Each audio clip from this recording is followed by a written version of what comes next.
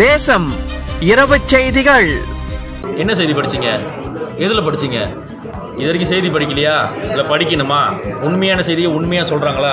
தேசம் செய்தியை பாருங்கள், சப்ஸ்கிரைப் பண்ணுங்கள், ஃபாலோ பண்ணிக்கிட்டே இருங்க. நிறைய விஷயங்கள் உங்களுக்கு தெரிஞ்சு வச்சுங்க. வாய்ப்பு இல்லைன்றதை விடையும் வாய்ப்பு எங்கே இருக்குன்றதை விடையும் எல்லாத்தையுமே நீங்கள் தேசம் டிவியில் தெரிஞ்சுக்கலாம். தேசிய கூட்டணியின் பேரா மாநில அரசாங்கத்தில் இந்திய பிரதிநிதிகள் நியமனம் செய்யப்படாதது ஏன்? மந்திரி பசாரை இந்தியர் விவகாரங்களை பிரதிநிதியாக கவனிக்க வேண்டிய அவசியம் என்ன? சமூக இயக்கங்கள் கேள்வி. தேசிய கூட்டணியின் பேரா மாநில அரசாங்கத்தில் இந்திய பிரதிநிதிகள் நியமனம் செய்யப்படாதது ஏன்? மந்திரி பசாரை இந்தியர் விவகாரங்களை பிரதிநிதியாக கவனிக்க வேண்டிய அவசியம் என்ன என்று பேரா மாநில சமூக இயக்கங்கள் கேள்வி எழுப்பியுள்ளன. பேரா மாநிலத்தை பரிகத்தா நேஷனல் கடந்த பிப்ரவரி மாதம் கைப்பற்றிய போது தேசிய முன்னணி, பாஸ் மற்றும் பிர்சத்து கூட்டணியில் மாநில அரசாங்க ஆட்சி அமைக்கப்பட்டது.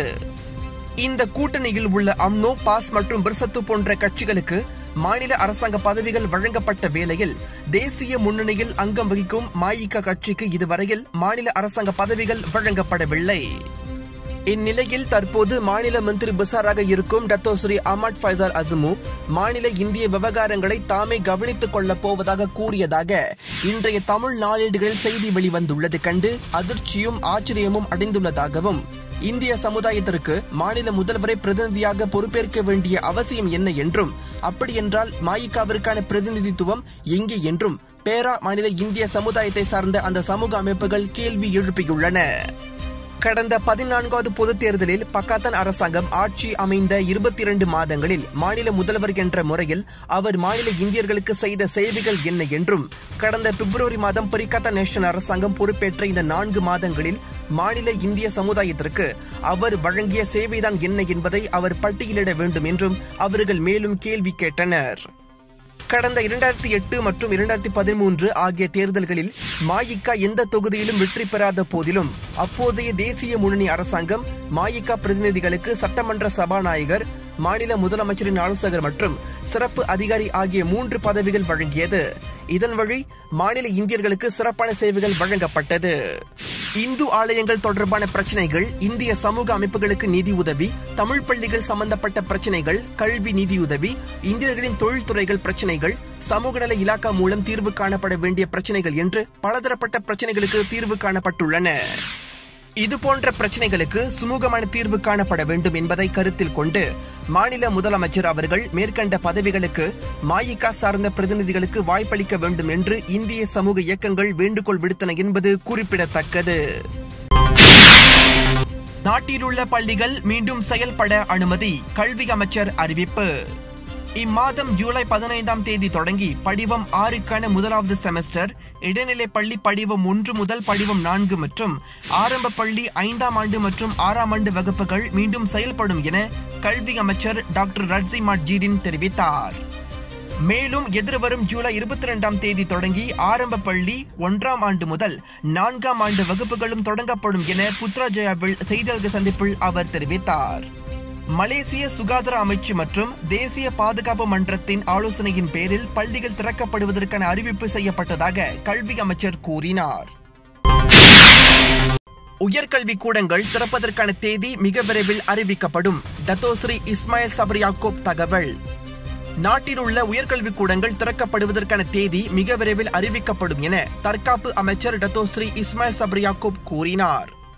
உயர்கல்வி கூடங்களுக்கான நிர்ணயிக்கப்பட்ட நிர்வாக நடைமுறையும் விவாதிக்கப்பட்டு பின்னர் அறிவிக்கப்படும் என அமைச்சர் இன்றைய செய்தியாளர் சந்திப்பில் தெரிவித்தார். இதற்கு முன் நடமாட்ட கட்டுப்பாட்டு ஆணையின் காரணமாக நாட்டில் உள்ள அனைத்து உயர்கல்வி கூடங்களும் மூடப்பட்டுள்ளது என்பது குறிப்பிடத்தக்கது. மலேசியர்கள் அனைவரும் அரசாங்கம் வரையறுத்துள்ள நிர்ணயிக்கப்பட்ட நிர்வாக நடைமுறையினை முறையாக பின்பற்ற வேண்டும், மாட்சிமை தங்கிய பேரரசர் அறிவுறுத்தல். கோவிட்-19 பெருந்தொற்றினை கையாள்வதில் மலேசியா பல முயற்சிகளை மேற்கொண்டு வந்திருக்கும் நிலையில் தேசிய பாதுகாப்பு மன்றம் மற்றும் மலேசிய சுகாதார அமைச்சின் வழிகாட்டுதல்களோடு வரையறுக்கப்பட்ட நிர்ணயிக்கப்பட்ட நிர்வாக நடைமுறையை நாட்டு மக்கள் அனைவரும் முறையாக பின்பற்ற வேண்டும் என மாட்சிமை தங்கிய பேரரசர் அல் சுல்தான் அப்துல்லா ரியாத்துடின் அல் முஸ்தபா பிலால் ஷா கேட்டுக் கொண்டார். மக்கள் மிகவும் ஒற்றுமையுடனும் கட்டொழுங்கோடு நிர்ணயிக்கப்பட்ட நிர்வாக நடைமுறையை பின்பற்றினால் நிச்சயமாக கோவிட்-19 பெருந்தொற்றிலிருந்து நாம் விடுபட முடியும் எனவும் பேரரசர் தெரிவித்தார். சமூக மற்றும் பொருளாதார துறைகள் அதிக அளவில் இன்று முதல் திறக்கப்படுவதால் பேரரசர் இந்த அறிவுறுத்தலை பொதுமக்களுக்கு வழங்கினார். ரங்காயான் மேரா வானொலி 6ஆக மாறி 24 மணி நேர தமிழ் ஒளிபரப்பை தொடங்கி இன்றோடு 23 ஆண்டுகள் பூர்த்தி அடைந்தது மின்னல் FM. ரங்காயான் மேரா வானொலி 6ஆக மாறிய பிறகு 1997 தொடங்கிய 24 மணி நேர தமிழ் வானொலி ஒளிபரப்பு தற்போது மின்னல் FM காலத்தில் இன்று ஜூலை 1ஆம் தேதியோடு 23 ஆண்டுகள் நிறைவு பெற்றுள்ளது தமிழர்களுக்கு கிடைத்த பெருமையாகும் என்று சமூக சேவையாளர் பெரியவர் ஆறுமுகம் பிள்ளை செல்லப்பா கூறியுள்ளார். கடந்த 30 ஆண்டுகளுக்கு முன்பு ரங்காயான் மேரா எனும் பெயரில் தொடங்கி பிறகு வானொலி 6ஆக செயல்பட்டு வந்த மலேசிய தமிழ் வானொலி ஒரு நாளைக்கு 20 மணி நேரம் மட்டுமே செயல்பட்டு வந்தது. அதே நேரத்தில் RTM 2லும் தமிழ் நிகழ்ச்சிகள் திரைப்படங்கள் ஒளியேறுவது குதிரை கொம்பாகவே இருந்த காலகட்டம் எனலாம். இந்நிலையில் கடந்த 1996 மலாய் சீன வானொலி ஒளிபரப்பு 24 மணி நேரம் செயல்படவிருப்பதாக அப்போதைய தகவல் அமைச்சர் முகமது ரஹ்மான் அறிவித்தார். ஆனால் தமிழ் ஒளிபரப்பு வழக்கம் போலவே 20 மணி நேர ஒளிபரப்பாக செயல்பட்டதாகவும் இதற்காக தாம் உட்பட பலரும் குரல் கொடுத்ததாகவும் பெரியவர் ஆறுமுகம் தெரிவித்தார்.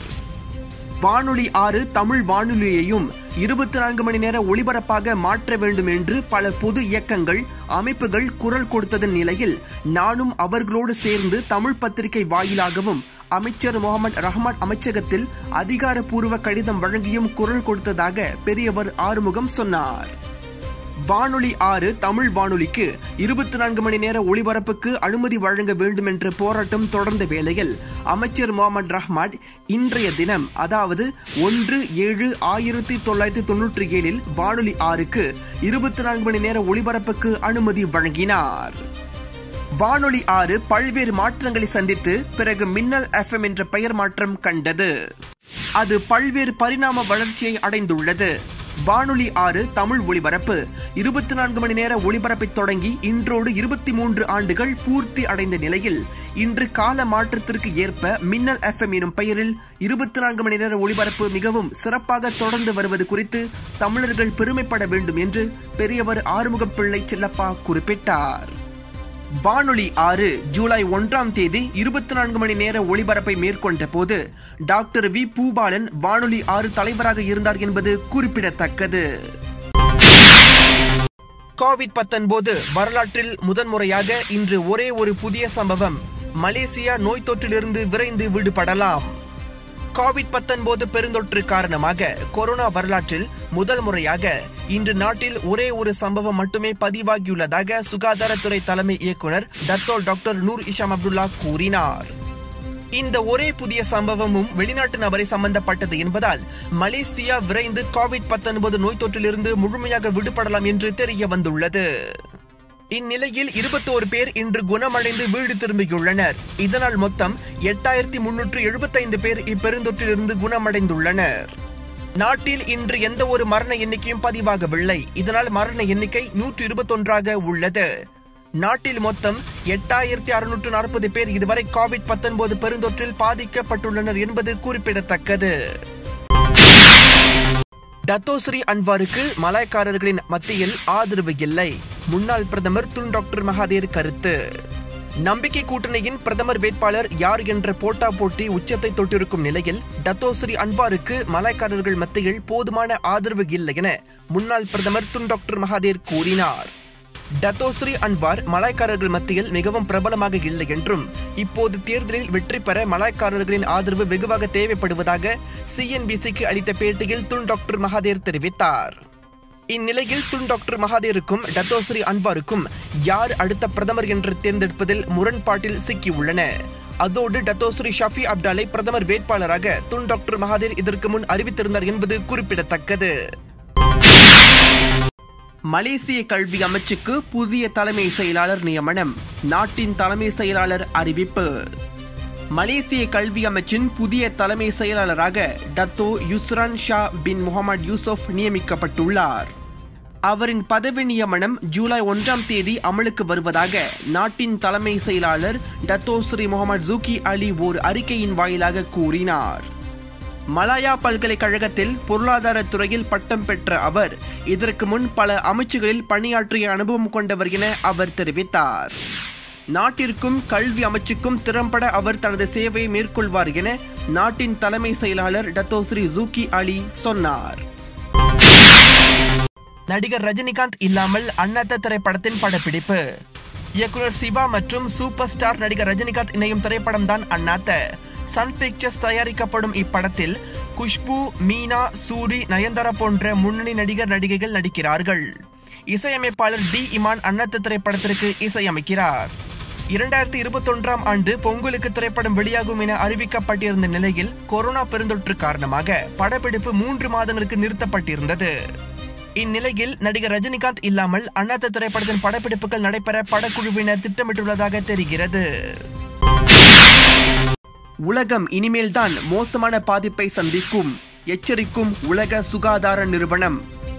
இனிமேல் உலகம் மிகப்பெரிய ஆபத்தை சந்திக்கவிருப்பதாக உலக சுகாதார நிறுவனம் எச்சரித்துள்ளது. கொரோனா பெருந்தொற்றின் மிக மோசமான தாக்கம் இனிமேல்தான் இருக்கும் எனவும் அந்நிறுவனம் கூறியது. கொரோனா பெருந்தொற்று காரணமாக உலகெங்கிலும் சுமார் 1 கோடிக்கும் மேல் பாதிக்கப்பட்டுள்ள நிலையில் அனைத்து நாடுகளும் இந்நோயை கட்டுப்படுத்த முயற்சிகளை மேற்கொண்டு வருகின்றன. இந்நிலையில் உலகம் மிகப்பெரிய விளைவுகளை இனிமேல்தான் சந்திக்கவிருப்பதாக அதன் தலைவர் டெட்ரோஸ் அதனோம் தெரிவித்தார். என்ன செய்தி படிச்சீங்க? எதுல படிச்சீங்க? இது வரைக்கும் செய்தி படிக்கலையா? இல்லை படிக்கணுமா? உண்மையான செய்தியை உண்மையாக சொல்கிறாங்களா? தேசம் செய்தியை பாருங்கள், சப்ஸ்கிரைப் பண்ணுங்கள், ஃபாலோ பண்ணிக்கிட்டே இருங்க. நிறைய விஷயங்கள் உங்களுக்கு தெரிஞ்சு வச்சுங்க. வாய்ப்பு இல்லைன்றதை விடையும் வாய்ப்பு எங்கே இருக்குன்றதை விடையும் எல்லாத்தையுமே நீங்கள் தேசம் டிவியில் தெரிஞ்சுக்கலாம். மேலும் சமூகம், சமுதாயம், வர்த்தகம், சுகாதாரம், மக்கள் பிரச்சனை உள்ளிட்ட செய்திகளை தெரிந்து கொள்ள தேசம் தொலைக்காட்சியை பின்தொடருங்கள்.